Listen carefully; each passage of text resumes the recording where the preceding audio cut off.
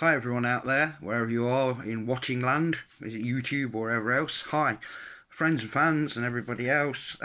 Just a quick one to address the issue of the notoriety of my teenage televised exploits in the video diary got me recognition in public as a speaker for crowds, and quite large crowds too, well, medium sized, let's say, when they reshowed my diary on a couple of occasions to help celebrate Home of Metal for Birmingham a few years ago.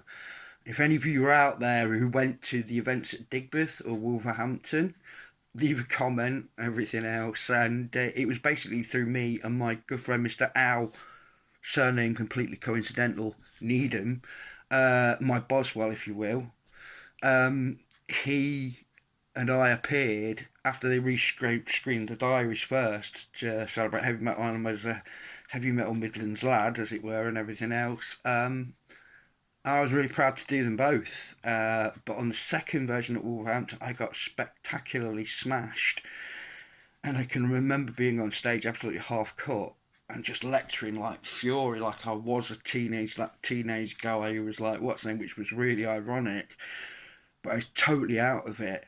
But after that, I actually went and then performed a karaoke version of a couple of tracks that I'd done, one an original, for the rest of the audience crowd after the event, and the original one was I can't remember the name of it now, but the bonus track was actually a heavy metal version of the Dead Kennedys' California Uber Allies, but I slanted it at a certain television show produced by Simon Cowell, which was X Factor Uber Allies, completely flaming that show, yeah?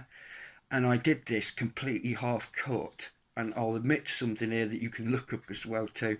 There is a picture from that night at the Home of Metal in bed with Chris Needham screening of me actually singing with a can of Red Stripe in my hand, microphone like this, and you can see me getting it the full bollocks, and I'm so fucking pissed.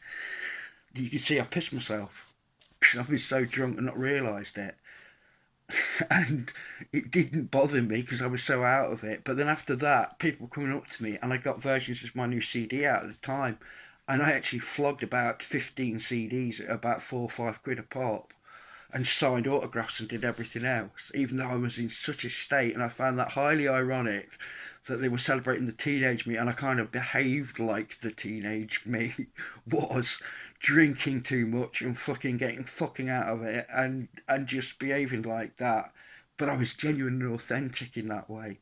So yeah, I think I still got that kick in me, to be honest. But and that was just one of the things I said about if anybody thought that it'd be worth an Eden Fest in my 50th year, weirdly enough. But cool, it's just nice to chat to you all out there about things that you may have not seen about me. Have a good evening, stay metal. It's always a pleasure to talk to you. Take care of yourselves, stay metal out there.